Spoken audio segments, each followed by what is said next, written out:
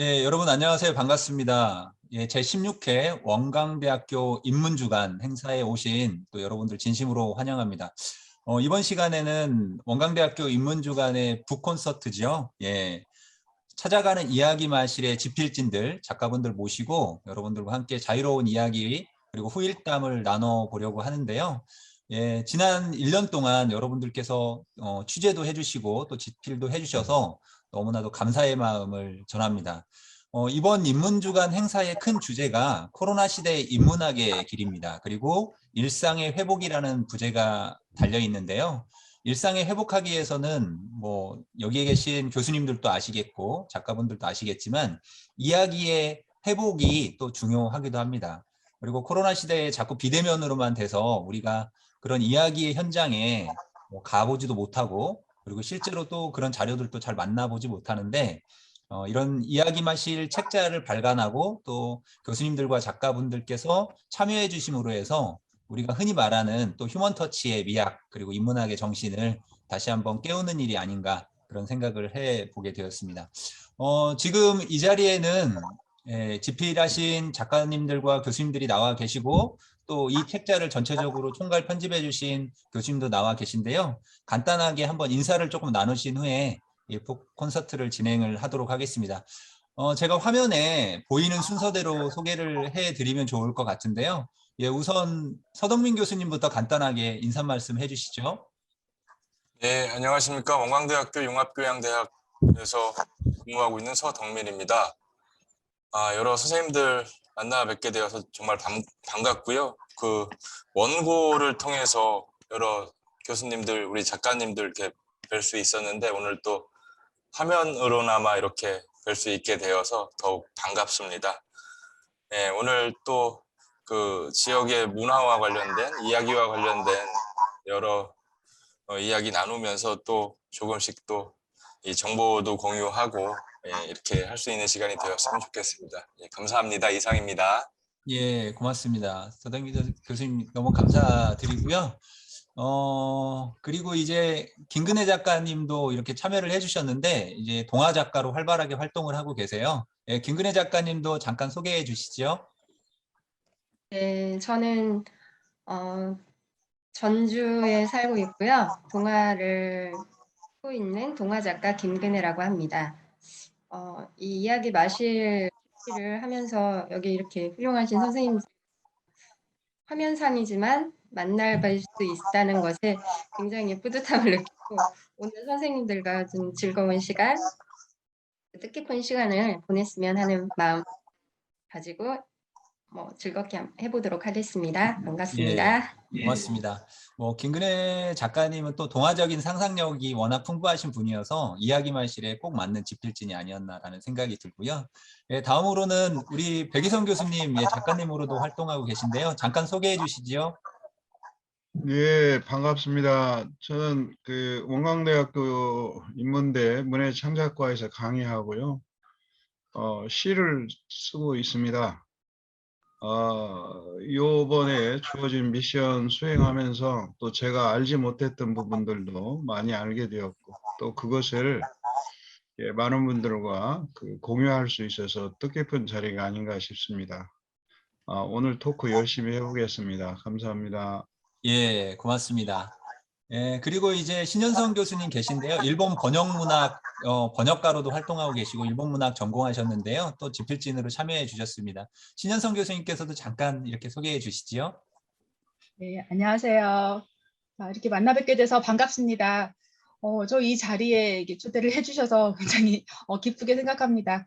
제가 이야기 마실 집필진으로 참여를 해서 이렇게 좀 오랜 시간 생각을 하고 상상하면서 여러 선생님들과 함께하게 된 계기를 굉장히 뜻깊게 생각을 하고요. 비대면의 시절이다 보니까 이게 혼자만의 시간이 좀 길어졌는데요. 이 자리를 통해서 그리고 개인적으로 상상력과 또 현실감이 같이 작동한 내적 충격감이 뜻깊은 자리가 되었다고 생각을 합니다. 그래서 막연하게나마 생각을 했는데 여러 선생님들이 이렇게 한 자리에서 만나 뵙게 되니까 저도 너무 기쁘고요. 그래서 이 자리가 많이 기대가 되고 또 여러 선생님들을 통해서 또 많은 부분들을 배우고 공유할 수 있을 것 같아서 기쁘게 생각을 합니다. 감사합니다. 예, 고맙습니다.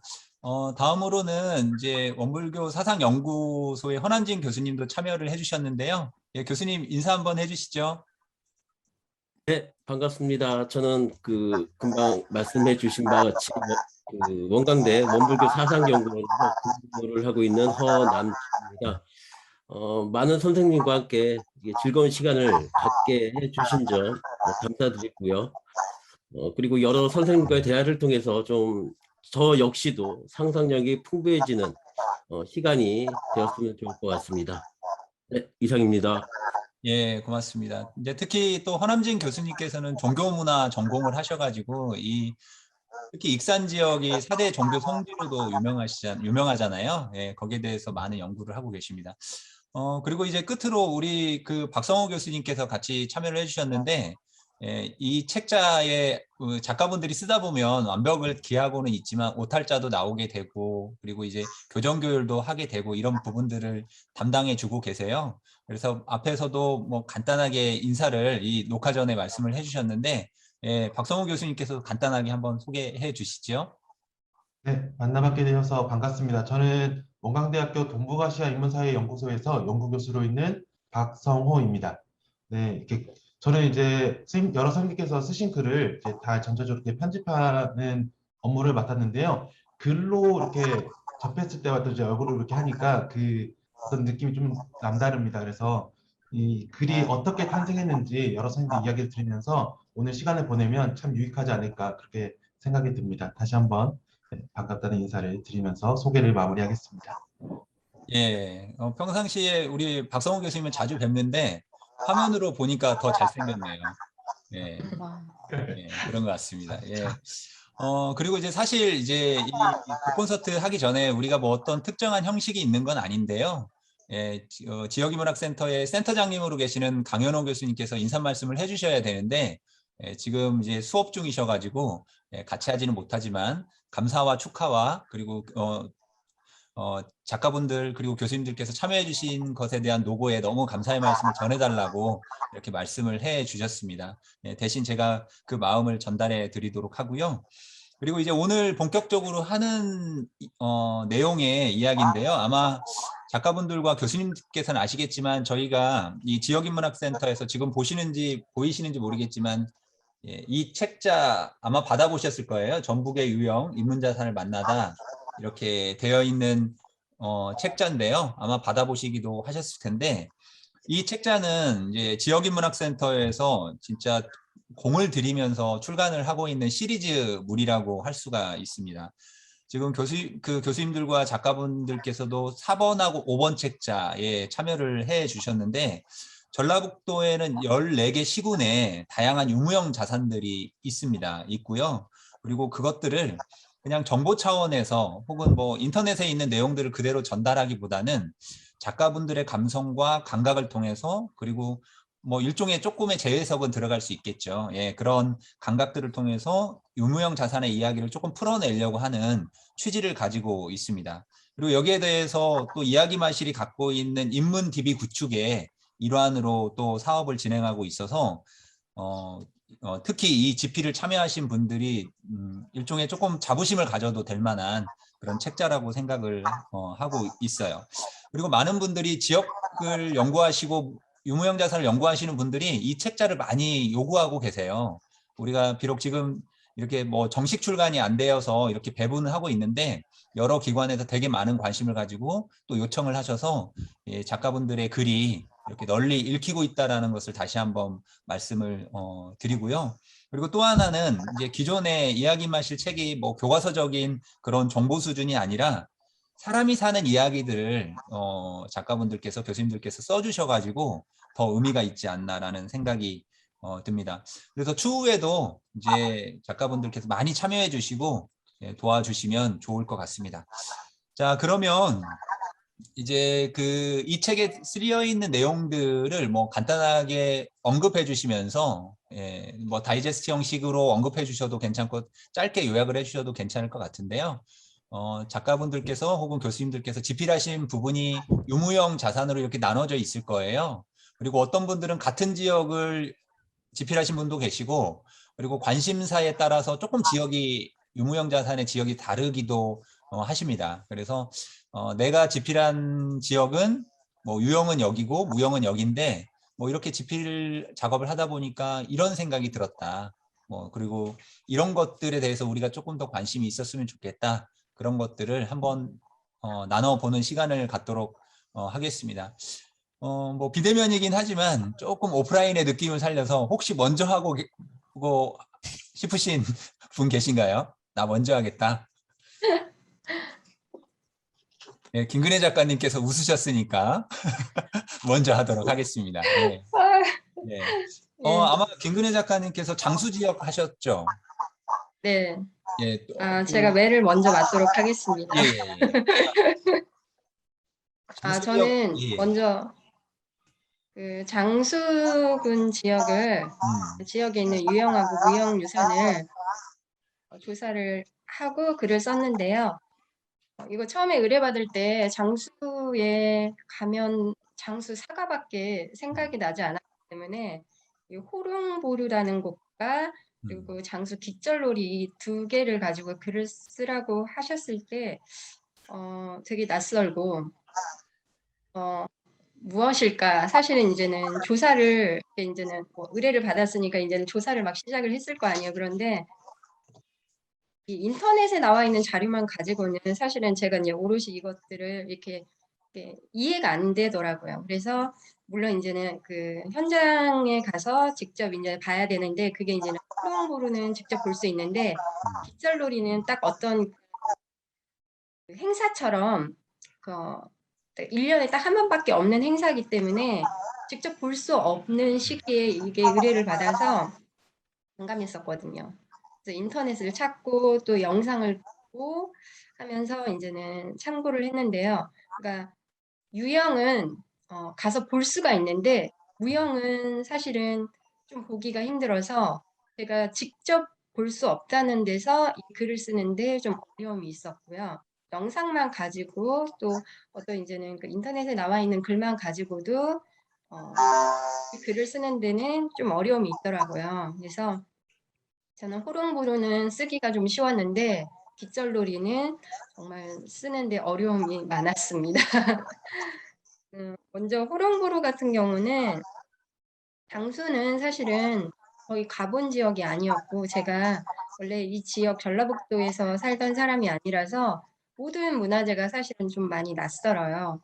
그러니까 우리가 이제는 흔히들 많이 알고 있는 문화재는 어설프게나마 알고 있었는데 호롱보루가 무엇일까라는 생각을 가지고 여기를 찾아가는데 정말 장수가 산이 많고 산도 굉장히 높다는 걸 가는 도중에 많이 느꼈습니다.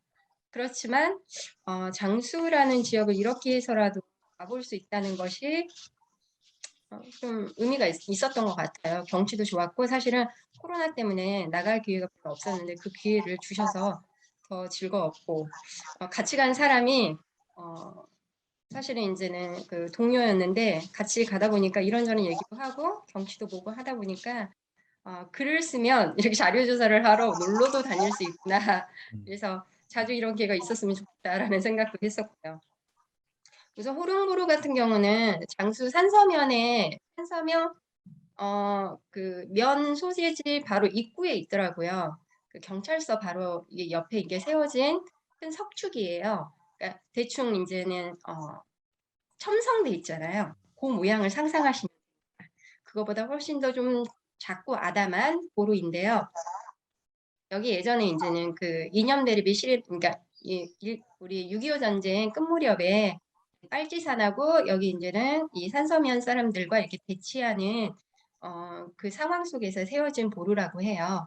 그래서 이제는 그 지역을 지키기 위한 사람들이 빨치산 사람들을 대치하면서 그 지역을 지키기 위해서 보루를 세워놓고 거기서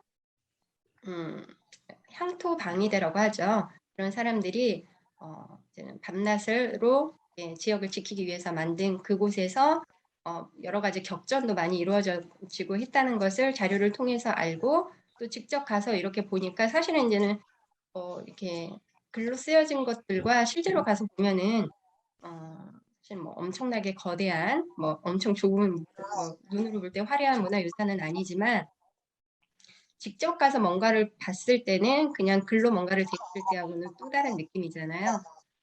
특히 저는 이제 글을 쓰는 사람이라서 가서 이제 호롱보루를 이렇게 마주하고 서 있으니까 정말로 제가 그 예전에 그들이 싸웠던 그 현장 어쩐지에 이렇게 한가운데 와 있는 듯한 느낌을 받았습니다. 또 제 나름대로 상상을 또 많이 했죠. 이제 저 같은 경우는 이렇게 상상을 해서 글을 쓰는 사람이기 때문에 또 그게 그냥 습관화되어 있기도 하고 또 그래야만 또 그 호롱보루가 저한테 그것이 약간 와닿을 것 같은 생각에 정말로 그 안에 입구에 서서 또 한참을 서서 이렇게 여러 가지를 상상을 하고 또 안에 들어가서 또 이런저런 이제 구조물을 보면서 그 당시에 이들이 이 안에서 마을을 지키기 위해서 자기 가족이나 이웃을 지키기 위해서 어떤 마음을 가지고 이 안에서 적과 이렇게 대치했을까 하는 마음을 이렇게 떠올리면서 한동안 이렇게 계속 서 있었더니 정말로 이제 제 눈앞에 그 장면이 펼쳐지는 느낌이 들었었어요. 그래서 이제는 정말로 우리 그 지역 사람들 아니 우리 민족은 굉장히 순환을 많이 겪었잖아요. 네, 그 와중에도 본인의 이제는 아니보다는 이제 지역이나 자기 가족의 목숨을 지키기 위해서 이렇게 싸웠던 사람들을 생각하면 굉장히 고마워해야 되면서도 뭔가 이렇게 막 좀 이렇게 가슴이 저리 태우는 느낌도 많이 들기도 했었습니다.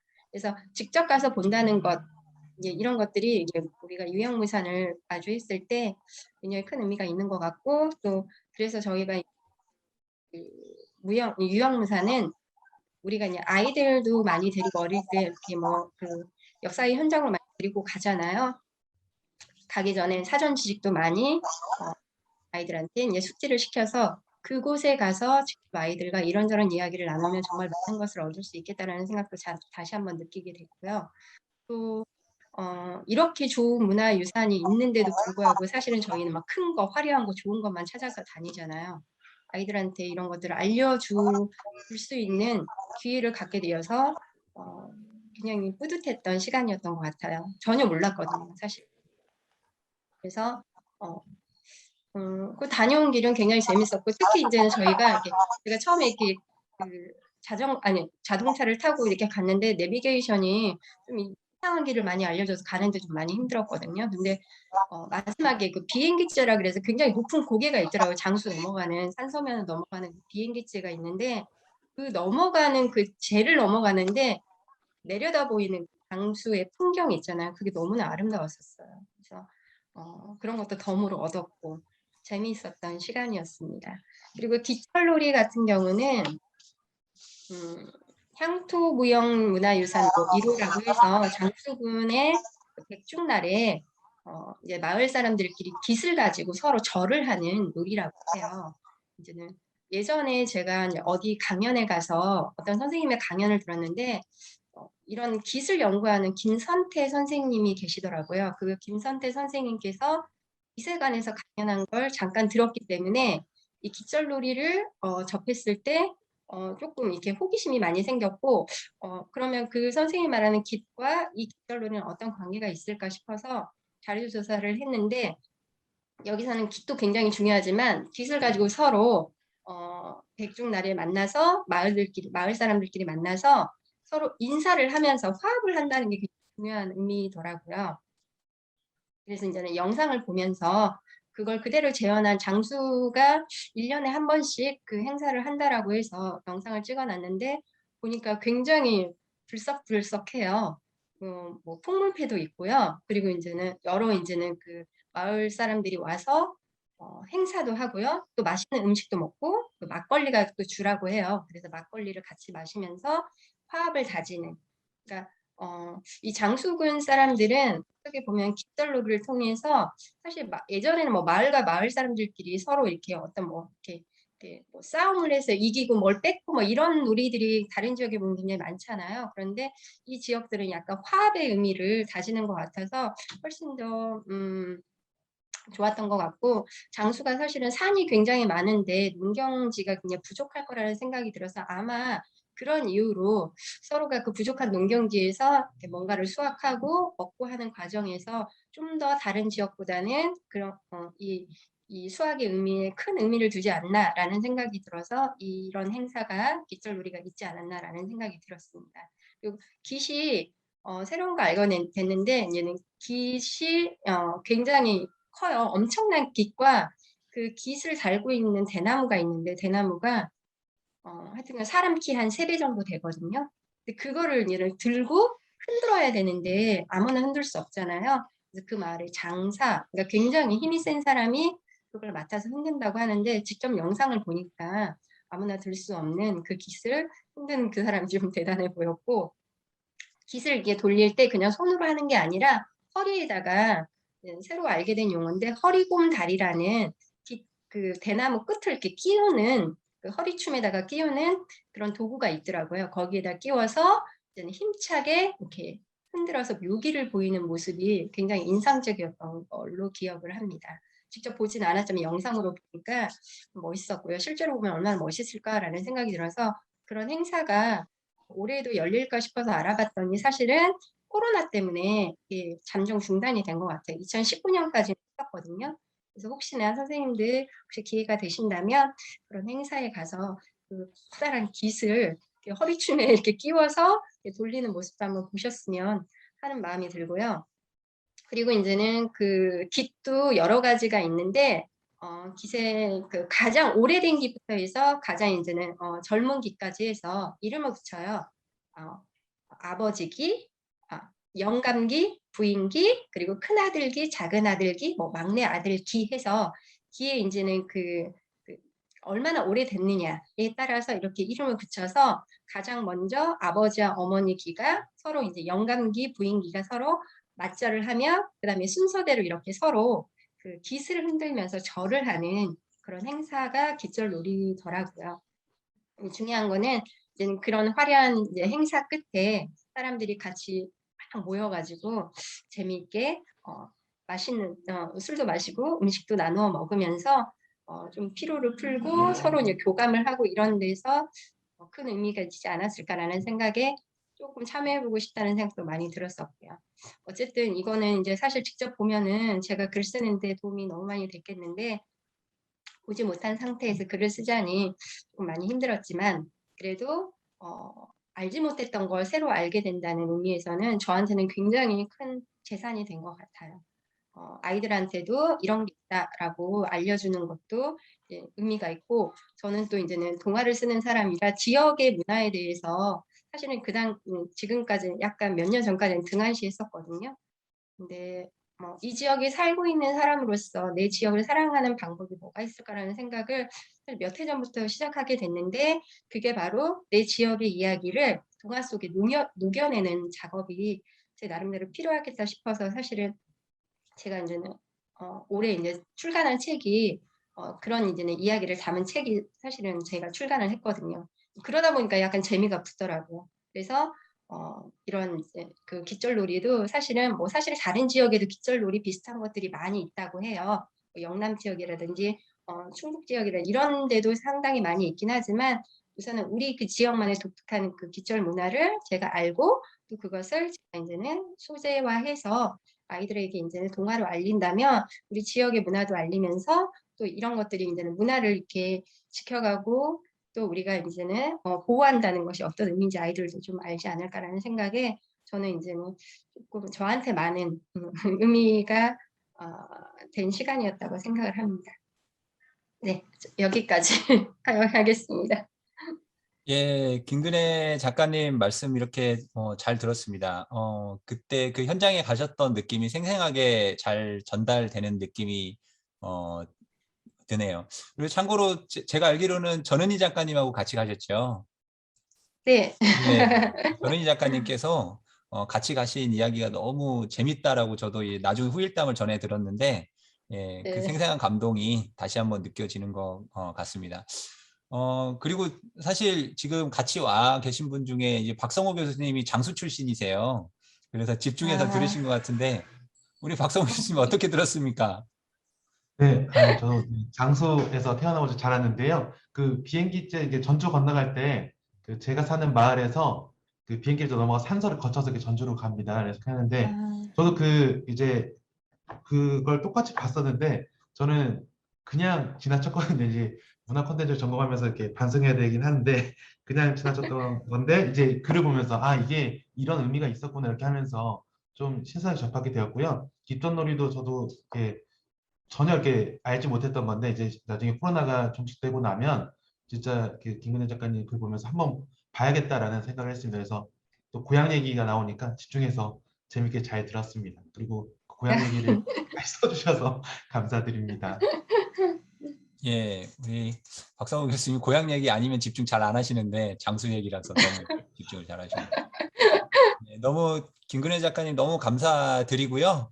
예, 또 다음으로는 그 백희성 교수님 가능하시겠습니까? 지금 하실까요? 부안 쪽? 네, 뭐, 예, 예, 예, 예. 괜찮습니다. 아니, 저는 제 얘기 전에 그 김근혜 작가님 이야기 들으면서 그 제가 일전에 저에게 보내준 제롬랜드인가요, 선생님? 네네, 제롬 예, 랜드의 예, 비밀. 예. 예, 그거를 보내줘갖고 단숨에 읽었던 기억이 있습니다. 그 게임 속으로 떠나는 감사합니다. 여행인데, 그 이번 지금 말씀하시는 거 들으니까 또 그 여행으로 제 상상력 속에도 그런 거, 그 부분도 그 제롬 여행처럼 그렇게 쓰면 좋겠다 하는 생각도 저도 개인적으로 저도 아동문학 쪽에 관심이 있어서 네, 생각이 들었습니다. 잘 들었고요. 저는 여러분들이 이제 익히 잘 아시다시피 부안에는 그 유무형의 자산들이 상당히 좀 많이 있죠. 그리고 이제 이번에 제가 좀 이렇게 부안에서 태어나서 자랐지만 그래도 좀 새롭게 한번 돌아본 곳은 이번 미션을 가지고 그 매창과 그 수성당을 좀 돌아봤어요.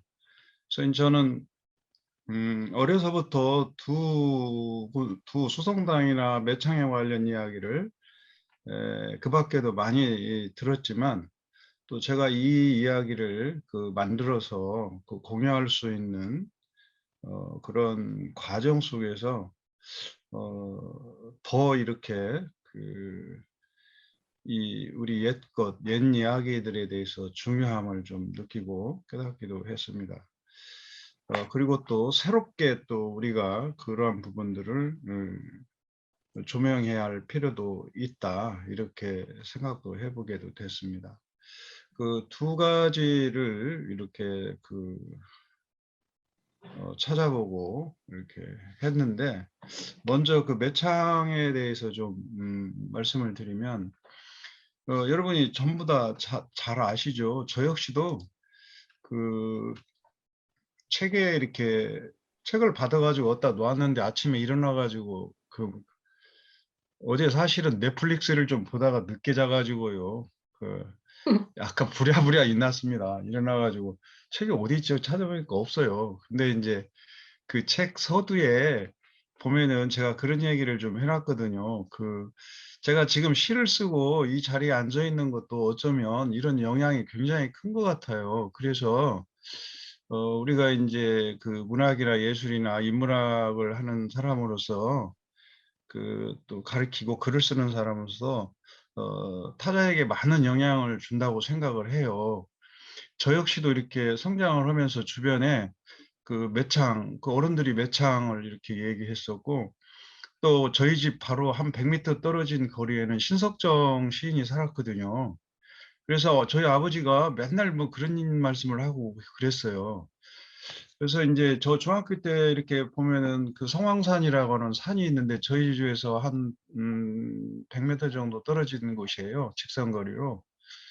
거 올라가면은 그 매창 시비가 이렇게 있었어요. 그리고 그 해천이라는 옹달샘도 있었는데 거기서 이렇게 물을 마시기도 했던 기억이 뭐 새록새록 드러나더라고요. 이 글을 쓰면서.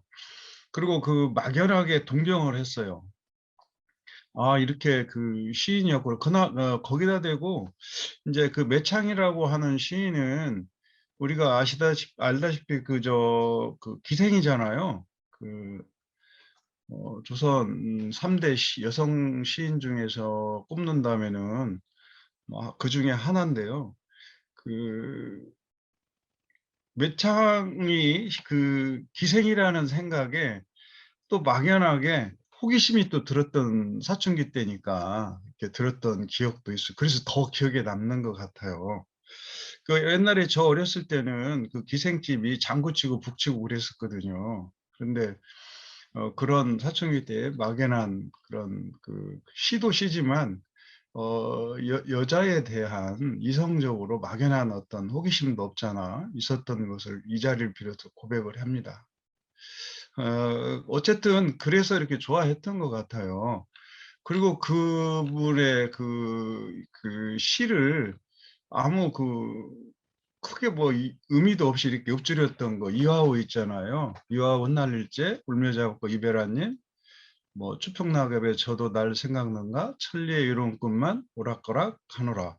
이 시를 그냥 막연하게 막 읊조리고 다녔던 것 같아요. 그런데 내가 시를 쓰면서 보니까 아주 절창인 거예요. 어떻게 이런 시를 썼을까? 이 시가 지금 그 초는 유희경과 그 유희경에 대한 그리움에서 쓴 거거든요. 이 매창에게 유희경 얘기가 나왔으니까 매창에 대해서 그 두 남자를 꼽지 않을 수가 없는데 하나는 초는 유희경이고 하나는 허균이에요. 허균인데 유희경은 정인이고 허균은 정신적인 어떤 우정 관계를 이루었던 그런 사람이죠. 그런데 이제 매창이라고 하는 그 이름을 보게 되면 원래는 이제 이 매창이 아니죠. 그런데 저는 좀 대단한 것이 그 책에도 그걸 좀 거론을 했습니다마는 이 매창이라는 이름을 스스로 이렇게 지어서 불렀다고 해요. 보통 이름을 그 당시에 기생 이름을 질 때는 대개는 뭐 매향 또는 그 설중매 이 정도로 이렇게 질 수가 있는데 스스로 매창 그러니까 매화가 핀 창가 타자를 풀이를 해보면 매화가 핀 창가라고 이렇게 저는 풀이를 좀 해보고 싶은데요. 이런 호를 직접 지어서 평생 사용을 하죠. 그러니까 저는 이 자신의 그 호를 지은 이게 바로 본인이 어떤 시적 감각을 직접 드러낸 그런 이름이 아닐까, 그런 시적 감성이 그 이름에서도 드러나지 않을까 이런 생각을 이번에 이 이야기를 쓰면서 새삼스럽게 생각을 해보고 또 글에도 제가 거기 넣어놨습니다. 예를 들면은 매화가 핀 창가라는 그런 매창을 직접 지어서 사용했다라고 하는 새로운 사실을 제가 거기다도 좀 넣어놨는데요. 이 매창에 관해서도 우리가 하나 알아야 할 것은 제가 뭐냐면 매창이 그 사후에 이 부안 지역 사람들이 돈을 이렇게 모아가지고 계암사에서 매창집을 목반폰으로 만듭니다. 그리고 이게 하버드대에도 지금 보관이 돼 있죠. 근데 그때 58편을 만드는데요. 이게 좀 문제가 있었던 것이 이 한 편이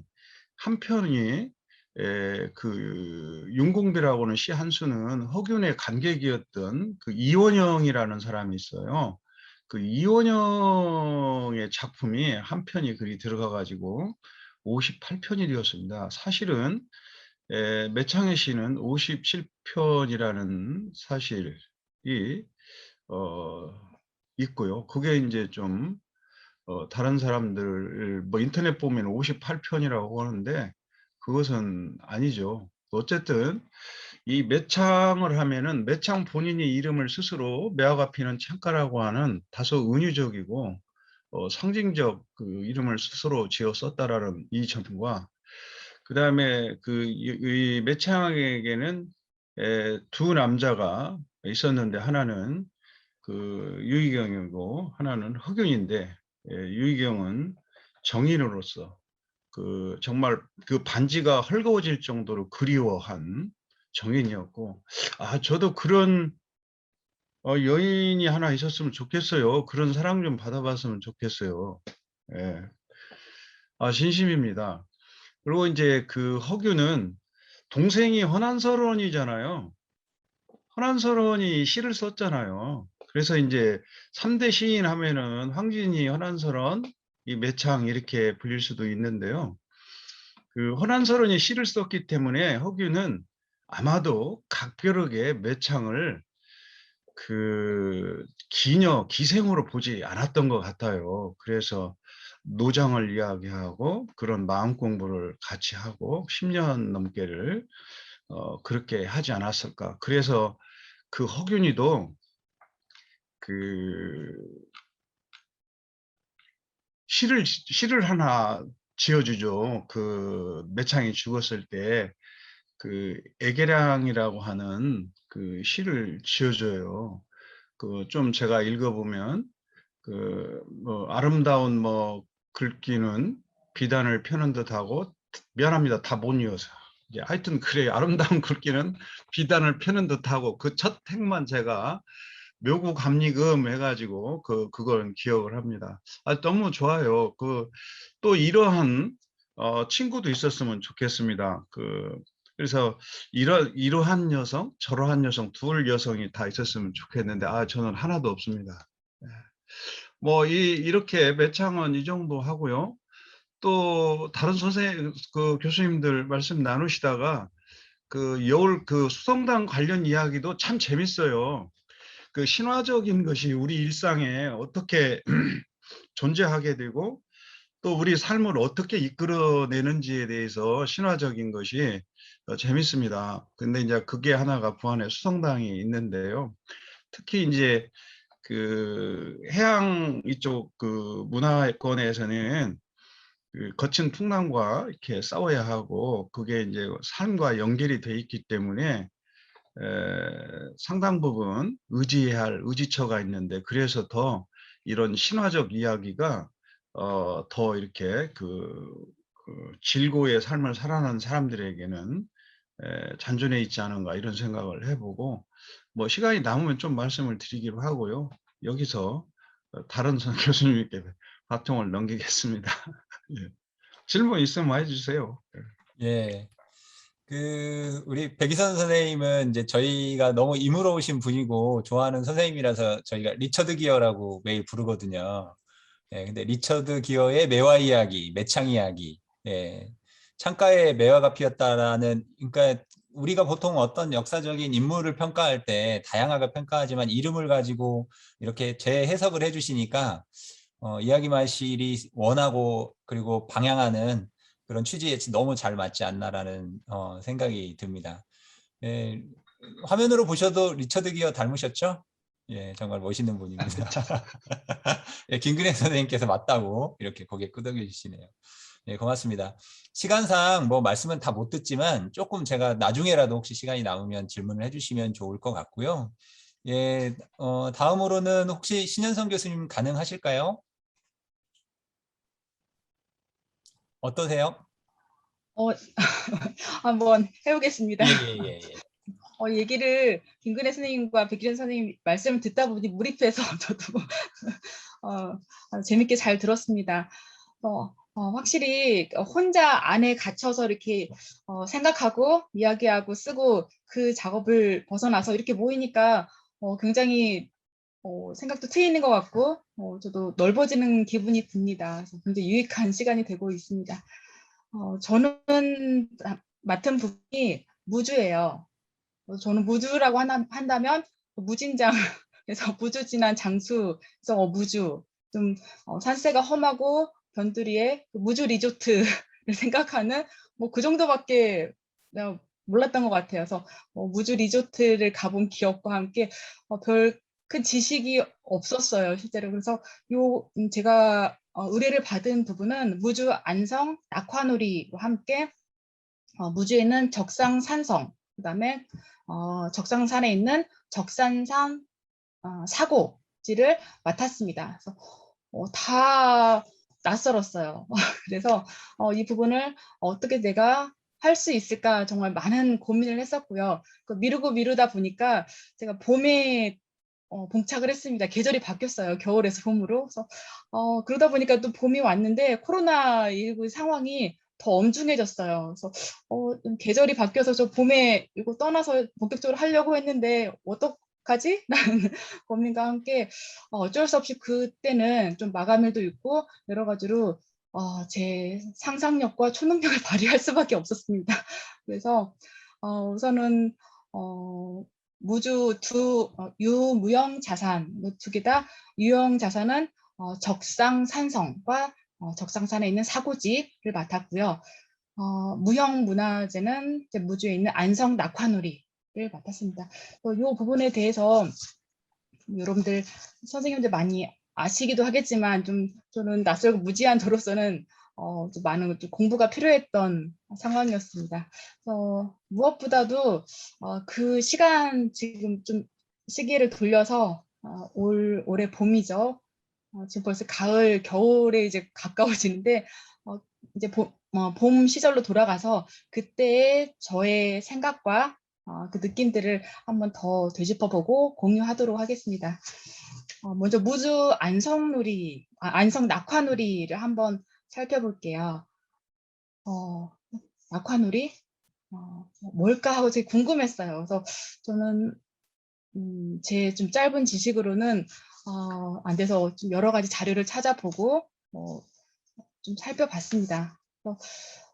지식적으로는 여기 많이 정리가 잘 되어 있고 유목유연하게 잘 나와 있는 걸 볼 수가 있었어요. 그건 그야말로 지식적인 차원이죠. 근데 그거에 한정이 돼서 이렇게 할 수 없는 게 거기에 깃들인 좀 보이지 않는 내용도, 그러니까 인간의 부분이지, 사람의 삶의 부분이죠. 그런 부분들이 굉장히 크게 다가왔습니다. 그래서 그 부분을 굉장히 크게 느꼈고요. 또 무엇보다도 요거는 지금 낙화놀이는 그거 행사가 있을 때 직접 봐야 되는데 어쩔 수 없이 저는 좀 문화재청이나 무주군 전라북도에서 제공하는 그런 영상과 자료를 통해서 먼저 이렇게 할 수밖에 없었고요. 그러다 보니까 먼저 이제 제가 이제 상상력이 발동해서 이제 과거와 현재를 오고 가면서 좀 역사적인 추체험을 한 기분이었다는 걸 먼저 말씀을 드리고요. 그래서 무엇보다도 이게 낙화놀이라고 하면은 이제 불꽃이 이제 연상이 되시죠. 그래서 불의 영역. 근데 이 불과 함께 물이 함께 작동을 합니다. 불과 물의 이제 조화와 결속 이런 부분들이 연동이 되는데요. 그러다 보니까 단순히 이 딱딱한 머리가 두뇌의 작용으로만 하나지 않고 이 감각의 영역까지도 같이 움직인다는 것을 느꼈어요. 그래서 선생님도 불꽃놀이 하면은 뭐가 가장 먼저 떠오르시나요? 불꽃놀이 하면은 불이라는 생각, 불꽃놀이 하면은 이제 뭐 개인적인 소외들이 다 있으실 텐데요. 먼저 느껴지는 게 굉장히 따뜻함, 포근함, 근데 낭만 뭐 이런 것들이 떠오르실 것 같아요. 근데 저는 좀 일본 문학을 전공을 해서 일본에도 이 하나비라는 게 있거든요. 하나비 들어보셨죠? 일본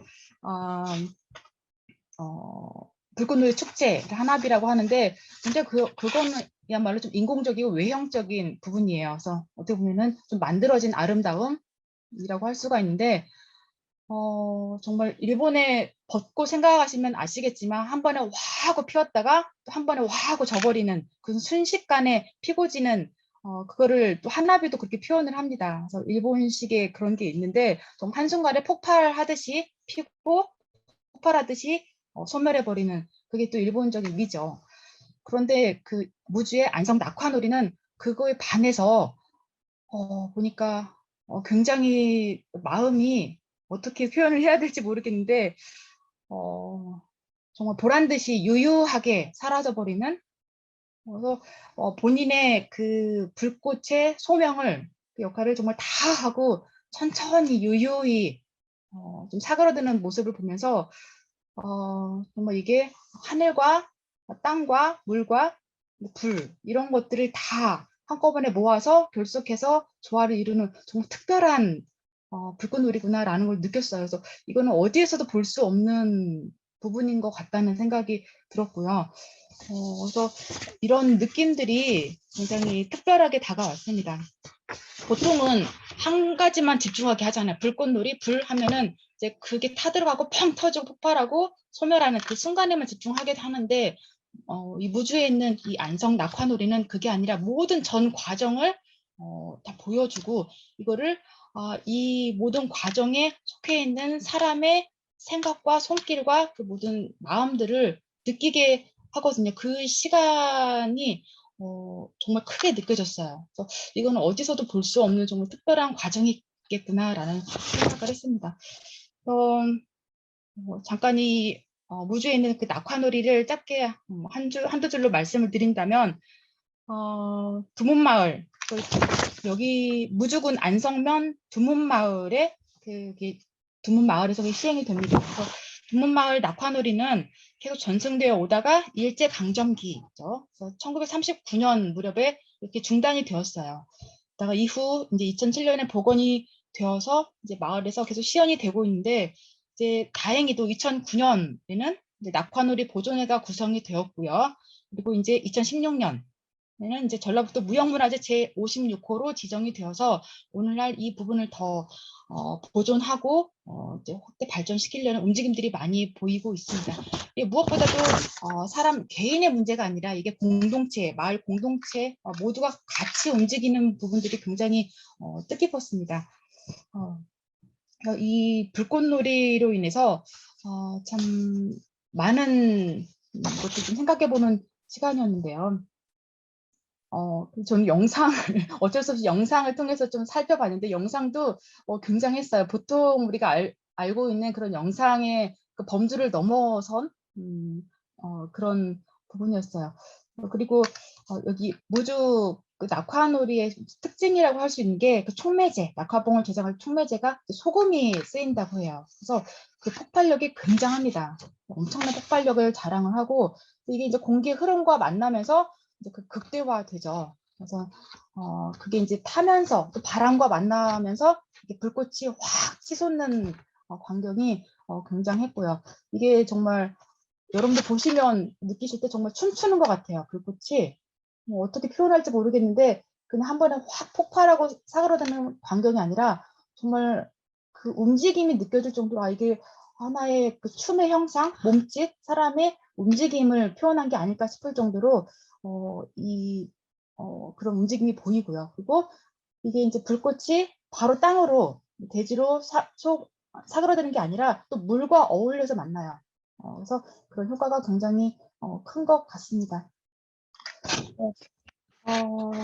이제 기회가 되면 이거는 한번 제대로 보고 싶은 생각이 들고요. 그리고 선생님도 이제 불꽃에 대한 각자의 그 생각, 소회들이 있을 텐데 저는 개인적으로 이 불꽃, 무주 낙화놀이, 안성 낙화놀이의 이야기를 듣고 또 이렇게 생각을 하면서 정말 이 불꽃 좀 굉장히 웅장하잖아요. 이게 성대하고 웅장하고 요즘 축제나 이런 때 많이 사용을 하는데 축포를 터뜨리거나 한번 확 보여주는 그런 식으로 하는데 거기서 끝나지 않고 그 다음까지도 보여주는 게 무주 안성 낙화놀이인 것 같아요. 그냥 그 성대한 화려한 그 일면만 보여주는 게 아니라 그 뒤에 숨어 있는 모습.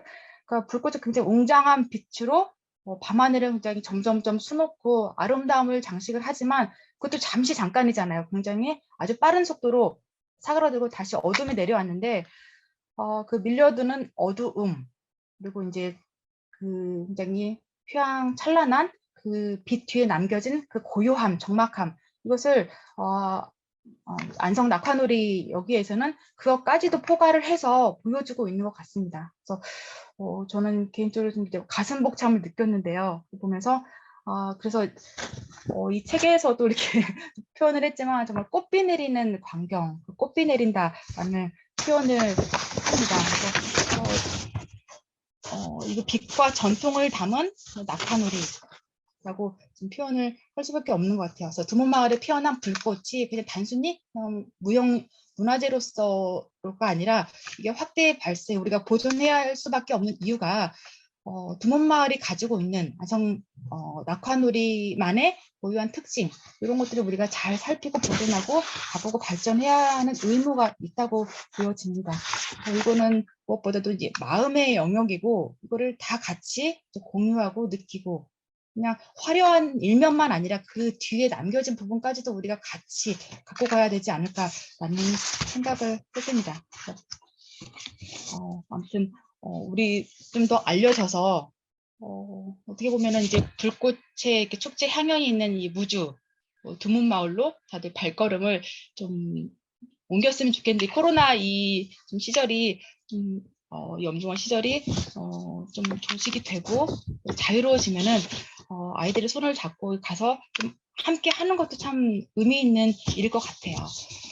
그리고 저는 그래서 이 제목을 어떻게 하면 좋을까 고민을 많이 했는데 이 불꽃놀이를 어떻게 표현을 하면 좋을지 딱 떠오르는 말이 없어서 그냥 절정에서 일시정지 그리고 아스라이 그 말에 그냥 다 포함이 되는 것 같아요. 그 불꽃이 폭발하는 그 절정 그리고 일시정지함 그 다음에 아스라이 사라지는 여기에 그 모든 과정이 다 들어있다고 생각을 했습니다. 그래서 불꽃에 대한 그 즐거운 상념들을 생각을 하고 정말 많은 즐거운 생각들이 있더라고요. 그래서 성냥팔이 소녀부터 시작을 해서 생택직베리의 그 조종하는 그런 어린 왕자랄지 인간의 대지도 생각이 나고 여러 가지가 다 한꺼번에 생각이 났는데 그 모든 것들을 다 포괄해서 무주 안성 낙화놀이는 인간의 삶을 그대로 보여주는 재현하는 그 하나 일 단면이 아닐까라는 생각을 해봤어요. 그리고 이제 유형 문화재로 간다면 이제 적상산 요즘 보니까 무주를 갈 수밖에 없는 이유가 또 생긴 것 같아요. 근데 적상산 가을철 그 비대면 안심 관광지에 뽑혔더라고요. 다들 무주에서 엄청 이게 홍보하고 소개하는 지금 현재 가을철 단풍철이 되다 보니까 가을 단풍의 절정을 느낄 수 있는 최적의 그 힐링 안심 관광지로 적상산이 지금 굉장히 크게 부각이 되고 있는 것 같아요. 무주를 보면 좀 숨은 관광지들이 굉장히 많은 것 같은데 이 적상산 그냥 산으로만 볼 게 아니라 그 안에 깃들인 우리 지금 문화재의 그 숨결을 같이 느끼는 시간이 되었으면 좋겠습니다. 이게 유서 깊은 문화재들이 굉장히 많이 있다는 거를 이번 기회를 통해서 좀 새롭게 느꼈어요. 그래서 내가 알았던 거는 그야말로 정말 표피, 피부의 정말 겉모습뿐이었구나. 그래서 아직도 많은 부족함을 느꼈고요. 그래서 전라북도 곳곳에 숨어 있는 이런 정말 살아있는 이 유무형 자산들을 보면서 제 스스로를 좀 다독이고 정말 더 알아가야겠다는 이제 큰 자극 요소가 되었습니다. 지금 뭐 철이 가을이고 한창 또 단풍도 물들어가고 좀 아름다운 계절이 됐는데 이 아름다운 계절에 지금 무주에서도 좀 소개하는 적상산 이 단풍철의 그 단풍지로서가 아니라 그 안에 무엇이 있는지 한번 살펴봐야 될 것 같아요. 그래서 저는 이제 적상산에 있는 좀 정말 많은 이야기들이 그 안에 깃들어 있더라고요. 그래서 그 가장 먼저 보이는 게 성벽, 성곽이었어요. 이 책에도 보니까 사진을 예쁘게 실어주셨더라고요. 적상산의 그 성벽, 성곽에 그 돌담이 예쁘게 쌓여서 이어지는 그 흐름을 잘 살려주신 것 같아요. 그래서 그 사진을 보면서 상상의 나래를 더 펼친 기회가 됐던 것 같습니다. 정말 이 성벽 그 돌들을 보면서 어떻게 보면 이 돌의 어우러짐 이게 그냥 하루아침에 쌓여진 게 아니었을 텐데, 그래서 정말 납작한 돌들이 켜켜이 쌓여서 서로서로 물리면서 이게 그 이어지는 그 광경이 좀 더 절실하게 다가왔습니다. 이게 왜 세워졌으면 이게 계속 이어지고 오늘날까지 몇 면이 이어져 내려왔을까라는 생각을 하면서 지금 현재 우리가 안전하게 잘 살고 있지만 그 역사적으로 일어났던 일들에 대해서 간접적으로나마 체험을 한 시간이 됐던 것 같아요. 적상산은 지금 사면에 아까도 말씀드렸죠. 절벽으로 둘러싸인 천의 요새라고 할 수 있는데요. 고려 후기에 축조된 그 대표적인 방어 산성이라고 합니다. 그래서 이제 고려 시대에 이제 최영 장군도 국난에 대비해야 한다라고 논의를 했을 정도로 그렇게 했고요. 그다음 이제 그 이후로도 계속 성을 쌓아서 그 성 안에 사고를 설치해서 조선왕조 실록과 함께 왕실 족보를 여기 보관을 해 왔어요. 이제 그 고성이 계속 유지가 됐었는데 여러분 선생님들도 아시다시피 정말 많은 전랑과 어지러움과 아주 국가적인 그 난을 겪으면서 이 부분들 많이 소실되고 좀 많이 부침을 겪었습니다. 그래서 지금 현재 성벽은 이제 무너진 숲 사이에서 겨우 그 형태만 찾을 수 있고요. 이제 기타 건물도 그 터만이 남겨 있는 걸 알 수가 있습니다. 적상산 사고를 보겠습니다. 그래서 이건 저는 이제 삶의 흔적이 깃든 곳이다라는 생각을 해봤어요. 여기 적상산성 안에는 아까도 말씀드렸다시피 조선왕조 실록 보관 창고인 적상산 사고가 세워져 있습니다. 사고는 이제 조선 왕조의 그 역사에 관한 기록이나 중요한 그 서적 같은 거를 보관하는 그 곳을 말하는데요. 적상산 사고는 일본에 의해서 폐쇄되기 전까지 300여 년간 그 우리나라의 귀중한 그 자료들, 국사를 보존했던 우리나라 5대 사고 중 하나로서 굉장히 유서 깊은 사적지라고 할 수가 있습니다. 그러니까 전쟁을 많이 겪었잖아요. 조선시대에도 그리고 조선 그 식민지 시대도 그렇고 그러다 보니까 그 한국전쟁을 거치면서 이제 실록은 없어졌다고 하는데요. 그래서 여러 가지 부침을 겪으면서 이 적상산 사고지 그냥 단순한 건물이 아니었어요. 건물만 보자면 참 낡고 이제 그냥 낡은 이제 건물라고만 할 수가 있겠지만 그게 아니라 이 적상산 안에 깊숙이 안에 깃드는 적상산 사고가 발신하고 있는 이 메시지가 뭘까? 그리고 이 느낌을 뭐라고 설명을 해야 될까라고 생각을 했어요. 그래서 정말 시공간을 초월한 이 그 마주함, 정말 이 여기서 좀 세월의 때가 많이 꼈구나라는 생각을 해봤었고요. 이 사고지를 통해서. 그래서 정말 소박한 건물 그 외관에서 발산하는 그 아우라가 굉장히 압도적이었어요. 그냥 건물의 그 뭐 외관일 뿐만이 아니라 그래서 이게 산이 적상산이 그것을 품고 이게 계속 오늘날까지 품어주었구나라고 생각을 했었고요. 그래서 시간에 정지한 산속의 섬이라는 생각을 했습니다. 이 사고지가 그냥 단순히 그랬었구나라고 끝나는 게 아니라 역사적인 사실로만 끝나는 게 아니라 어딘가 모르게 참 좀 쓸쓸하면서도 정말 깊이가 있는 그 아우라를 간직한 이 사고지. 그래서 그러면서도 굉장히 평온함을 느꼈어요. 그래서 이 평온함이 어디서 오는 것일까라고 생각했을 때 정말 많은 사람들의 발걸음과 손길과 그다음에 생각들이 여기에 다 거쳐갔구나. 그리고 이게 먼 산길을 터벅터벅 걸으면서 이제 이 오고 간 그런 것들 좀 상상을 해볼 수가 있었고요. 이 적상산에 깃들인 제가 지금 이 글을 집필을 하면서 좀 숨결을 따라 오르다라고 했는데 그냥 굉장히 가팔라요. 경사가 지금 굉장히 가파른데 오르다에서 끝나는 게 아니라 여기에서 멈춤으로 해서 생각하게 할 여지를 주고 그 다음에 이제 사고지에서 우리의 그 삶의 흔적이 잠든 곳이라고 해서 많은 것을 생각해 볼 수 있는 여지를 주는 것 같습니다.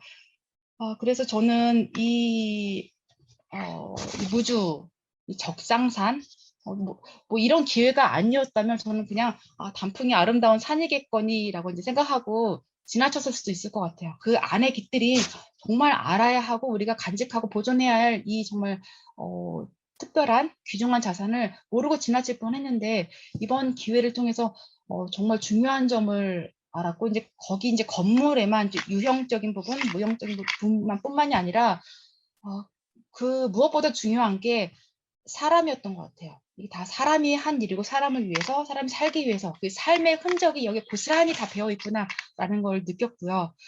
그래서 그런 것들이 좀 더 저한테는 긴밀하게 와 닿았습니다. 그리고 제가 그 그 시점으로 봤을 때 굉장히 제 자신도 굉장히 많이 지쳐 있었던 것 같아요. 여러 가지 저를 둘러싼 모든 내외적인 부분도 그렇고 뭐가 이 봄이 와도 설렘이나 그런 신나는 기분이 아니라 굉장히 아직도 이제 겨울에 깃들어 있는 듯한 굉장히 팍팍함을 느꼈는데 제가 이 모르겠어요. 지필한 부분의 앞부분에 이바라기 노리코의 그 시 한 수를 좀 집어 넣었던 것 같아요. 시 전공은 아니지만 파사파사 제가 앞부분만 좀 읽어드릴게요. 파사파사 니 가와이테 요코 코코로 히토노 세이니와 스루나 미즈카라 미즈야리 오고타테 오이테 지분의 칸주세 구라이 지분대 마무레 바카모노요 라고 해서 자기 감수성 정도를 스스로 지켜라 이 바보야 라는 말이에요. 그래서 내가 정말 이 파사파사라는 그 의태어가 주는 그 느낌? 일본의 노래, 이 시에 보면 노래가 많이 붙여지는데, 그 노래 한 곡이 파사파사로 시작해서 파사파사로 끝나는 걸 봤어요. 파사파사는 그야말로 바삭바삭이라는 말이에요. 우리나라 말로. 근데 일본어는 파사파사예요. 그래서 내 마음이 정말 파삭파삭하구나 느끼면서 이 바삭바삭 말라가는 이 마음을 이 시간을 통해서 정말 저를 한번 돌아봤던 시간이 됐던 것 같습니다. 그래서 정말 너무 건조하고 말라 비틀어지고 너무 서먹서먹하고 그런 시간이었는데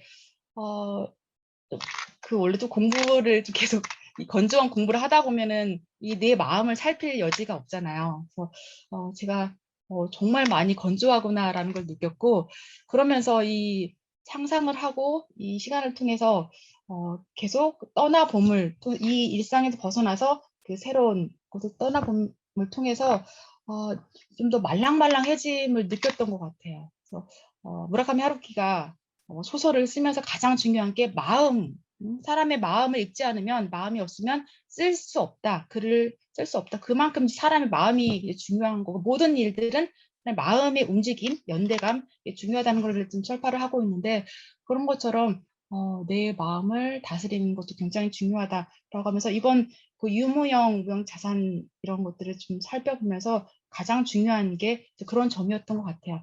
그리고 제가 아는 친한 선생님께서 제 이 글을 이렇게 보시고 하는 말씀이 논문 이런 것보다도 그냥 이런 게 어울린다고.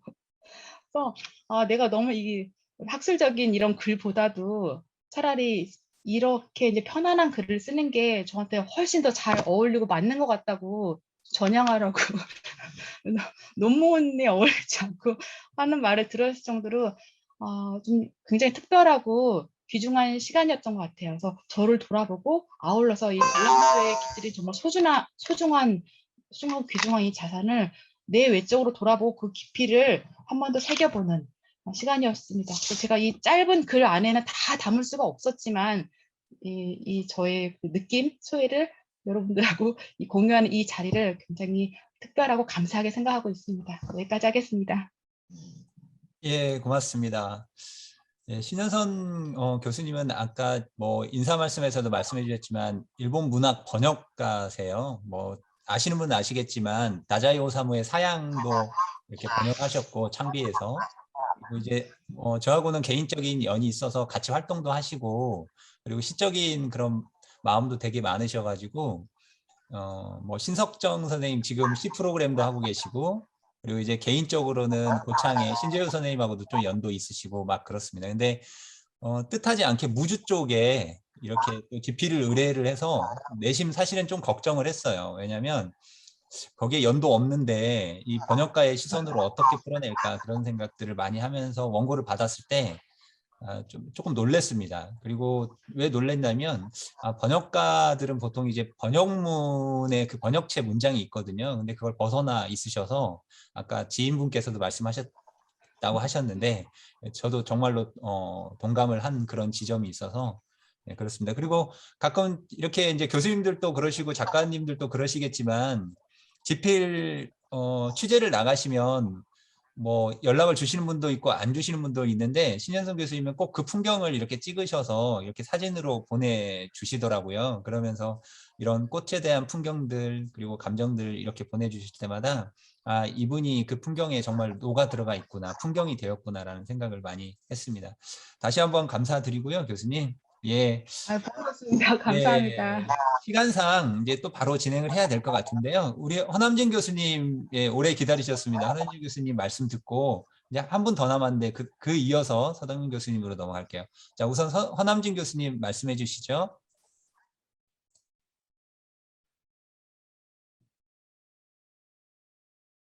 예, 교수님 마이크를 켜셔야 됩니다. 허남진 교수님. 네, 죄송합니다. 제가 그 담당한 것은 이제 원불교 입산 성지하고요. 그리고 이제 남원과 승창에서 활동하고 있는 이제 갱정 유도라고 하는 이제 종교를 제가 맡고 있는데 사실 제가 항상 고민했던 부분이 있어요. 아직도 이제 해결하지 못한 문제인데 종교를 재미있게 이야기할 수는 없을까라고 좀 고민을 했었고요. 그러면서 오늘 이제 작가님들의 이야기를 들으면서 더욱더 뼈저리게 느꼈습니다. 그래서 이런 생각을 해봤어요. 작가님들은 종교를 어떻게 이야기를 할 수 있을까라고 이제 고민을 했는데 다행히 이제 백일원 선생님께서 이제 수성당을 이제 집필을 하셨다라고 해서 제가 이제 급히 찾아서 읽었습니다. 이게 저는 1990년대에 수성당을 갔었고요. 그리고 최근에 가봤는데 많은 변화가 있더라고요. 그러니까 이전엔 되게 뭐라고 하나 그 좀 전통을 좀 잊고 있었는데 지금 같은 경우는 완벽하게 이제 개발이 되어 있어서 좀 아쉬운 느낌도 들었습니다. 그래서 이제 수성당 글을 읽으면서 이런 스토리로 재미있게 이야기를 할 수 있구나라고 좀 많은 느낌을 들었고요. 그래서 오늘 이 콘서트를 통해서 작가님의 상상력을 좀 더 배워야겠다라고 생각을 했습니다. 뭐 이제 다들 이제 선생님께서 뭐 답사도 가시고 다양한 영상을 통해서 이제 접하셨다라고 말씀을 하셨는데 저는 좀 다행히 다른 기관에서 한국 신종교 성지라고 하는 그 책을 그 집필을 하고 있었어요. 이제 당연히 거기에 이제 원불교 익산성지 그리고 남원에 있는 갱정유도도 이제 포함이 되어 있어서 제가 이제 그 기회로 그 한 일주일 동안 그 한국의 신종교를 다녔습니다. 그래서 이제 뭐 원불교도 그 이란으로 조사를 했고요. 갱정유도도 제가 그 이란으로 조사를 했는데 그리고 뭐 그때 담당자도 만나서 좀 인터뷰도 했던 경험도 있었습니다. 그래서 이번 그 집필에 큰 어려움은 없었는데 근데 또 다른 어려움이 있어요. 그러니까 같은 걸 써야 되니까 어떻게 차별화를 시킬 수 있을까라고 하는 그러한 이제 문제를 느꼈습니다. 그래서 네, 아직은 그러니까 이 작가님의 상상력이 이런 차별화의 방식이 아닐까라고 저는 생각을 했습니다. 이제 먼저 이제 원불교 중앙총부 익산성지죠. 뭐 저가 지금 있는 곳이 이제 원광대인데 원광대 바로 맞은편에 이제 익산성지가 있습니다. 간단하게 뭐 익산성지에 대해서 말씀을 드리게 된다면 이제 원불교를 이제 창립하셨죠. 이제 소태산 대종사 분께서 전북 그 부안 변산에서 교법을 좀 이제 그 정립을 하시고 이런 교법을 어디에서 이제 펼칠 것인가라고 하는 고민 속에서 그 기지를 이제 탐색을 했어요. 그런 과정 속에서 익산을 이제 선택을 하시게 됐죠. 그러면서 이제 익산에서 이제 본격적으로 익산 성지에서 본격적으로 이제 그 교화를 펼치면서 이제 그 공동생활을 시작을 했어요. 이제 원불교의 특징이라고 한다면 이제 영육상전이라고 얘기를 해서 낮에는 일을 하고 밤에는 수행 혹은 공부를 하는 이제 그러한 이제 특징을 가지고 있는데 그래서 익산 성지에 바로 이제 농사 과수원도 짓고 그리고 잠실도 지으면서 낮에는 일을 하시고 밤에는 뭐 소태나 대천홍사님과 같이 수행을 했던 그런 역사가 담겨 있는 장소입니다. 근데 저 같은 입장에서는 이러한 그 익산 성지를 이제 많은 사람들은 이제 이 성지라고 하니까 되게 종교적인 이제 의미로 이제 해석을 하게 되는데, 다들 가보신 분도 있겠지만 이게 들어가게 되면 종교적인 느낌이 잘 안 납니다. 안 나고요. 들어가서 오른편을 보게 되면 이제 그 전라도에서 당연히 이제 등록문화재 근대문화유산으로 지정이 되어 있고요. 그래서 익산 성지는 종교 공간보다는 이제 그 뭐 군산이라든지 가게 되면 이제 되게 근대문화 거리가 있잖아요. 그러한 거리의 느낌을 충분히 받을 수 있는 것이 바로 저는 익산 성지라고 생각을 합니다. 그래서 한국의 근대를 이해할 수 있는 근대 문화의 공간 혹은 거리의 의미가 다분히 크다라고 저는 생각을 하고요. 그래서 제 책 제목을 보니까 이제 원불교의 과거와 현재라고 하는 이제 그 표제로 되어 있는데, 좀 더 정확한 의미로 저희가 다시 얘기를 한다면 한국의 근대와 현재라는 것이 더 적절하지 않을까라고 저는 생각을 했습니다. 그러니까 왜냐하면 한국 신조교라는 거 한 것이 뭐 대표적으로 이제 동학이라고 하는 체지의 그 종교 체험을 통해서 이제 시작이 됐지만, 근대 시기에 이제 출현한 종교예요. 그래서 대표적인 한국 근대 종교라고 얘기를 할 수가 있죠. 그리고 그 당시에 이제 이러한 그 신종교들이 고민했던 것이 한국의 전통의 문화를 어떻게 재해석하고 어떻게 이 시대적인 메시지를 바꿀 것인가라고 하는 고민을 가지고 있었어요. 그렇기 때문에 한국 그 신종교를 보게 된다면 바로 전통과 근대를 어떻게 읽을 것인가라고 하는 부분이 명확하게 나옵니다. 그래서 바로 이제 근대, 즉 따지고 보면 전통과 근대, 현재를 아우를 수 있는 그런 공간이라고 저는 생각을 합니다. 그래서 이제 바로 익산 성지를 통해서 바로 한국의 근대를 체험할 수 있다라고 저는 생각을 하고요. 그래서 이런 그 근대라고 하는 부분, 그리고 이런 것들을 어떻게 익산 사람들한테 좀 활용하고, 그리고 다른 지역 사람들한테 어떻게 이제 활용시킬 것인가라고 하는 것이 다분히 좀 이제 고민을 해야 될 부분이라고 저는 생각을 합니다. 그리고 이제 저 같은 경우는 또 이제 갱정 유도를 이제 맡았는데요. 이제 갱정 유도 보게 된다면 인상에 딱 있죠. 이제 그 상투를 쓰시고 갓을 쓰시고 전통 한복을 입고, 그리고 또 생각한다면 저기 어디예요? 전라도에 있는 그 지리산 청학도강이 이제 많이 생각이 날 겁니다. 그리고 저희 원광대에서도 이제 한 분이 또 계시고요. 그래서 되게 많은 사람 되게 이질적으로 보고 있는데, 사실 이제 그 갱정유도 역시도 이제 영신당 강대성이라고 하는 분이 어떤 이제 종교 체험을 통해서, 그래서 이 세상을 개벽하자, 이 개벽된 세상은 도덕 문명으로 도덕 정신을 통해서 개벽을 해야 된다라고 주장을 하면서 다양한 이제 사업을 했습니다. 이 이제 그 갱정 유도 역시도 한국의 그 신종교 개벽 종교의 공통점을 가지고 있어요. 바로 유도, 불교, 도교, 즉 유불선의 통합을 지향을 하고 있습니다. 그리고 이제 갱정 유도를 보게 되면 그 독특한 이제 그 사회적 활동을 많이 했는데, 그 중에 대표적으로 이제 많은 신문 기사에서 나오는 것이 서울 시위 사건이에요. 서울 시위 사건. 이 서울 시위 사건은 바로 이제 그 남북 통일, 그리고 더 나아가서 세계 평화, 그리고 전통 문화와 그다음에 도덕성 회복을 주장을 하면서 서울에서 갱정유도 도인들끼리 올라가서 대규모의 그 시위를 했었던 사건을 지칭을 합니다. 그래서 그때 그 사건, 그리고 또 이전에는 이제 개벽 인물이 태어났다라고 하는 소문이 좀 이제 많이 퍼져가지고 좀 이제 그 위협의 단체로 많이 생각을 했어요. 하여간 이 시위 사건을 통해서 강대성, 그러니까 그 갱정유도를 창립하신 강대성 그분이 경찰의 이제 체포가 돼서 다양한 고문을 당했어요. 고문을 당해서 결국은 그 지병을 얻으셔갖고 이제 돌아가시게 된 그러한 이제 역사로 가지고 있습니다. 그리고 이게 처음에 제가 말씀드린 것 같이 이제 갱정유도는 본부는 이제 그 전라남도 남원에 본부를 두고 있고요. 종교마다 보게 되면 역사를 보게 되면 첫 번째 그 창시자가 돌아가시고 그런 과정 속에서 다양한 분파가 많이 일어납니다. 역시 그 갱종유도도 그런 다양한 분파가 있어요. 그래서 본부는 남원에 있지만 뭐 순창파, 그다음에 그 순천파, 다양한 이제 파로 구성이 되어 있는데 우리가 볼 수 있는 것은 이제 남원, 그다음에 청학동, 그다음에 이제 고창과 이제 순창에는 있죠. 순창에도 우리가 이제 갱종유도 도인들을 우리가 쉽게 확인을 할 수가 있습니다.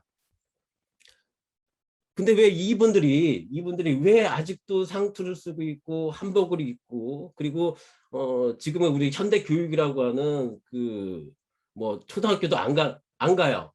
지금은 이제 보내는데 이전에는 근대 교육을 안 보내고 서당을 통해서, 자신이 만든 서당을 통해서 그런 이제 교육을 했어요. 근데 재밌는 부분은 이런 겁니다.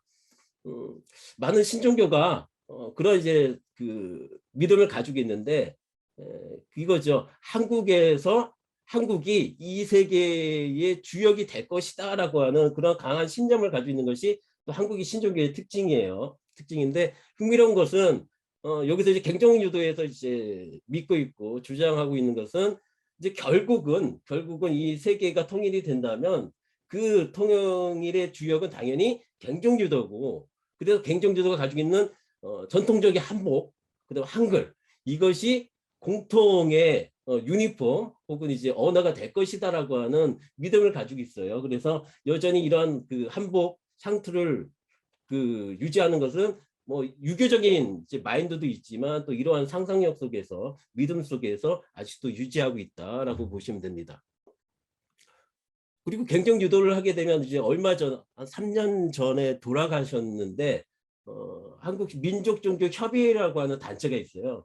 그거는 이제 한국의 신종교들이 대사회적인 역할을 어떻게 할 것인가라고 하는 고민을 하기 위해서 이제 만든 단체인데, 그 단체를 만드신 분이 갱종유도를 이끌었던 한양원 선생님이셨고, 그래서 가끔 그 TV를 보게 되면, 종교연합을 보게 되면 가끔 그 뭐 한복을 입고 계시고 동그란 이제 뿔테 안경을 쓰신 분이 있는데, 그분이 이제 그 한양원 선생님입니다. 근데 그분이 돌아가시면서 또 이제 갱종유도도 또 부침에 또 이야기가 있는 것 같습니다. 근데 저는 항상 이런 고민을 했어요. 그러니까 우리 한국 민족 종교가 특히나 이제 한국의 그 독립 일제 강점기 시대의 한국의 전통 문화, 민족 문화를 끝까지 유지하기 위해서, 특히나 이제 한국의 정체성을 유지하기 위해서 다양한 노력을 했던 것이 한국의 신종교였고요. 그리고 대표적인 종교가 바로 대종교입니다. 근데 얼마 전에 이제 개천절이 있었죠. 저도 이제 몇 번 이제 그 대종교를 가게 되면 눈물이 납니다. 왜냐하면 언젠가 사라질 것 같은 느낌이 너무 드는 거예요. 왜냐하면 이제 그 당시에 이제 대종교 같은 경우는 다양한 탄압을 받았잖아요. 탄압을 받다 보니까 결국 이제 만주로 넘어가셨고, 그리고 만주에서 적극적인 이제 그 다양한 이제 그 무력을 이용해서 다양한 이제 그 독립운동을 하셨잖아요. 그런데 그런 과정 속에서 이 신종교가 가지고 있는 의미가 너무 퇴색되고 있지 않을까라고 생각을 했습니다. 또 제가 이렇게 다니면서 느꼈던 부분도 또 이런 부분이었습니다. 그래서 이제 여러분들도 이제 단순히 신종교, 이게 종교로서 보지 마시고 또 다른 시선으로 한번 보시면서 이런 작가님들께서 좀 좋은 글을 재밌게 좀 써주셨으면 저는 간곡하게 좀 부탁을 드리겠습니다. 근데 좀 정리를 하게 된다면, 저는 이제 그 익산성지는 전북의 그 근대 역사의 공간뿐만 아니라 한국 전체의 근대를 잘 유지하고 있는 종교가 아닐까라고 생각을 하고요.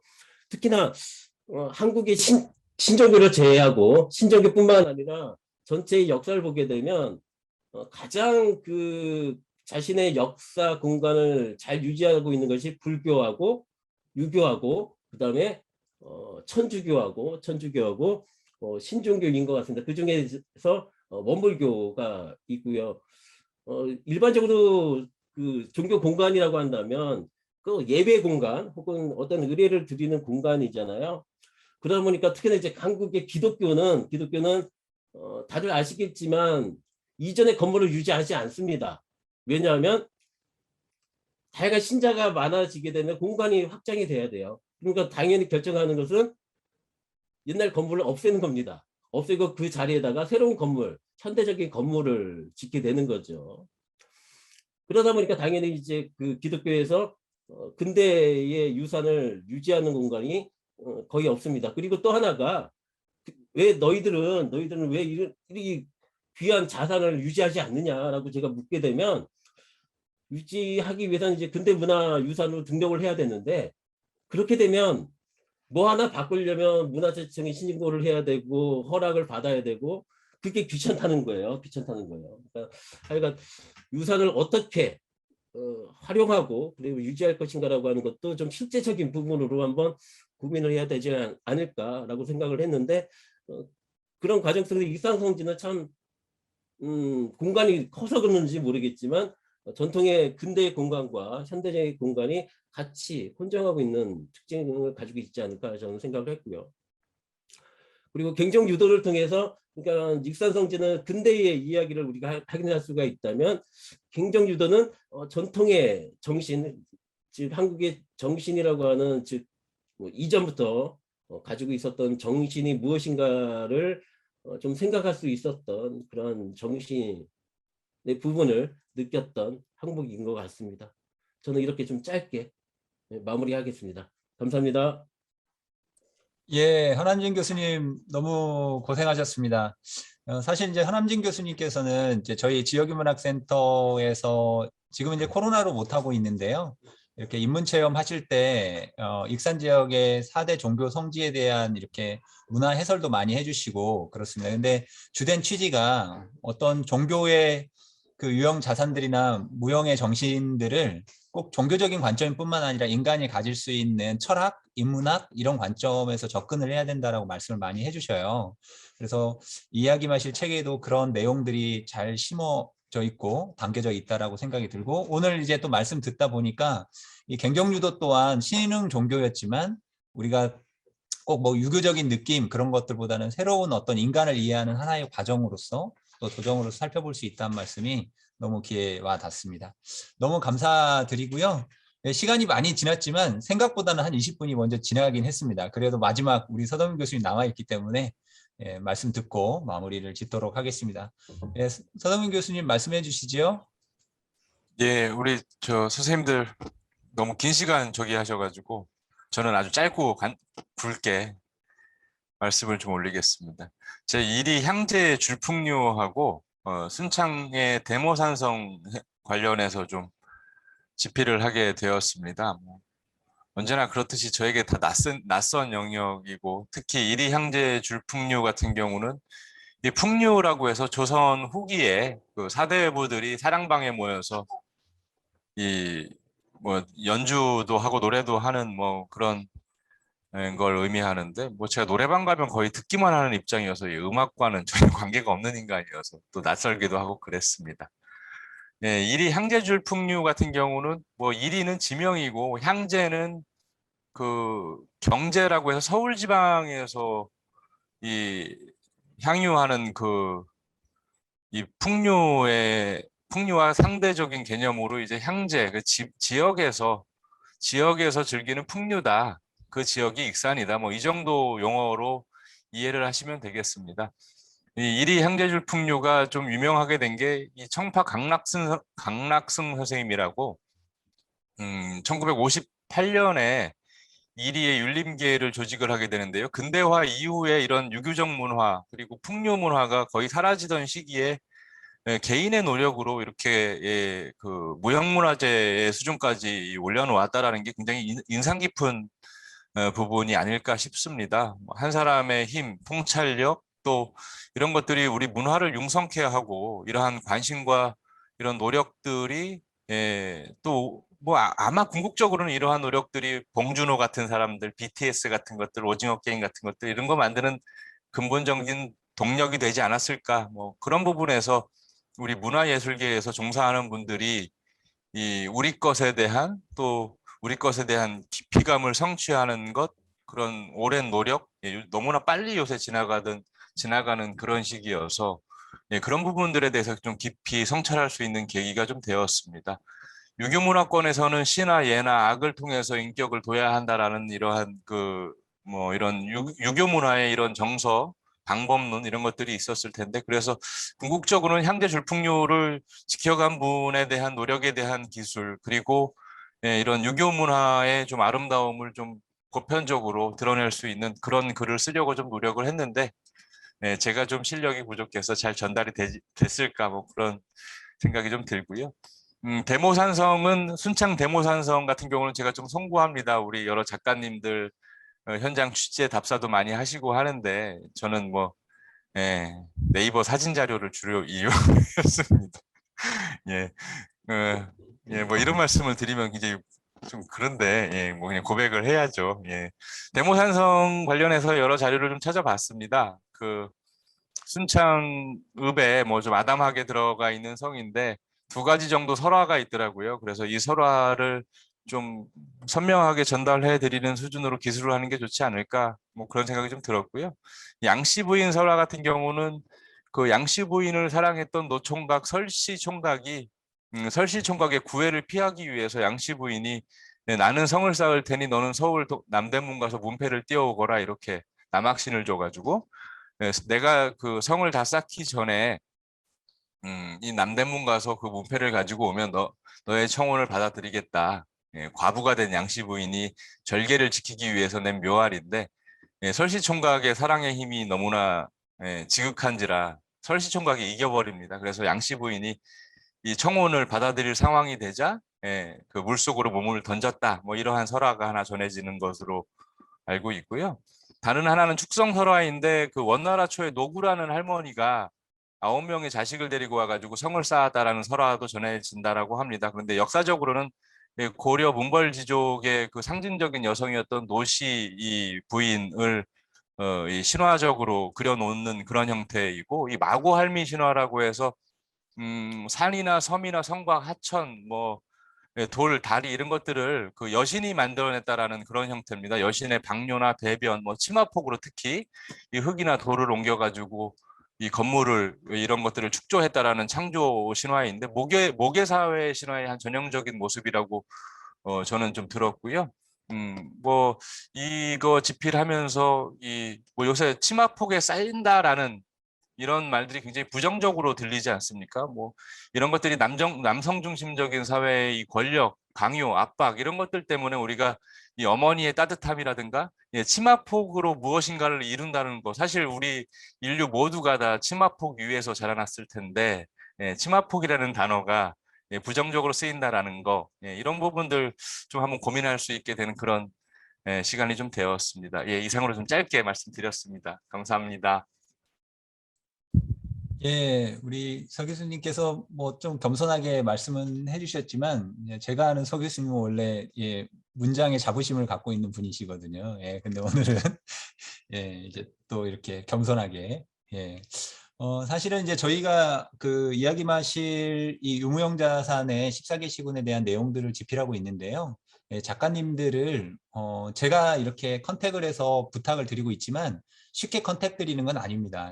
꼭 적합하신 분들 그리고 되게 고민을 많이 하고 그런 분들을 모시고 있어요. 예, 그래서 많은 분들이 또 흔쾌히 마음 열어주시고 수락을 해주셔서 이 책자가 더 풍성해지고 좋은 책자로서 이렇게 보급되고 있지 않나 그런 생각을 하게 됩니다. 너무 감사한 마음을 다시 한번 전해드리고요. 네, 그리고 이렇게 이제 원고가 모이고 나면 이제 끝으로 이렇게 편집 과정들도 거치게 되고 하는데 우리 박성호 교수님께서도 아주 짧지만 그래도 이렇게 소회를 말씀해 주시고 마무리를 지으면 좋을 것 같은데요. 박성호 교수님 말씀 듣고 제가 마무리 짓는 걸로 이야기 마실 북콘서트를 마치도록 할 겁니다. 자, 박성호 교수님 한 말씀 해주시죠. 네, 이제 글로만 접하다가 또 이제 직접 이제 집필하신 선생님들 이야기를 들으니까 좀 더 생생하게 그 내용들이 들어온 것 같아서 좋은 시간이었고요.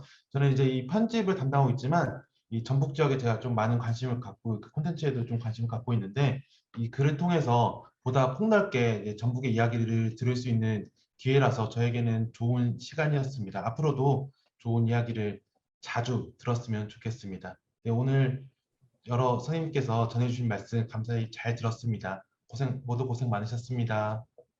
네, 이상으로 마무리하겠습니다. 예, 우리 박성호 교수님 매번 너무 고생해 주시고 이렇게 하시는데 너무 감사를 드리고요. 저희가 이 시리즈는 앞으로 2년 동안 더 지속이 됩니다. 계속 되기 때문에 선생님들 그리고 이제 작가분들 그다음 교수님들께서 많이 앞으로도 도와주시고, 그리고 더 중요한 것은 이 책자가 현재 저희 지역인문학센터에 많이 있어요. 그래서 혹시 내가 소개해주고 싶다, 그리고 지역에 대해서 관심을 가지고 또 연구하시는 분이 있다면 이렇게 보급해 드릴 수가 있습니다. 그래서 말씀을 해주시면 저희가 이렇게 드리도록 할 테니까 많이 홍보도 해주시고, 그리고 이렇게 집필된 내용들이 뭐 2차 콘텐츠로 사용될 수 있도록 이렇게 또 소개해 주시는 것도 여러 선생님들의 또 몫이라고 생각을 합니다. 네, 송구스럽지만 그렇게 해서 같이 이렇게 지역에 있는 이야기들을 많이 발굴하고 소개해 가는 시간들을 앞으로도 더 가졌으면 좋겠습니다. 예, 지금까지 제16회 원광대학교 인문주간 이렇게 북콘서트를 진행했는데요. 원래는 음악하는 친구와 같이 하려고 했는데 이렇게 비대면 상황이라 그렇게 하지 못했습니다. 나중에 위드 코로나가 되면 오프라인에서도 그래도 어느 정도 만날 수 있을 거라고 생각하고 더 멋진 북콘서트로 다음에는 만나 뵙고 인사드리도록 하겠습니다. 긴 시간 함께 해주셔서 너무 감사드리고요. 앞으로도 저희 지역인문학센터 많이 사랑해 주시고 또 원고도 많이 보내주시면 고맙겠습니다. 여기서 마무리 짓도록 하겠습니다. 모두 고생하셨습니다. 고맙습니다.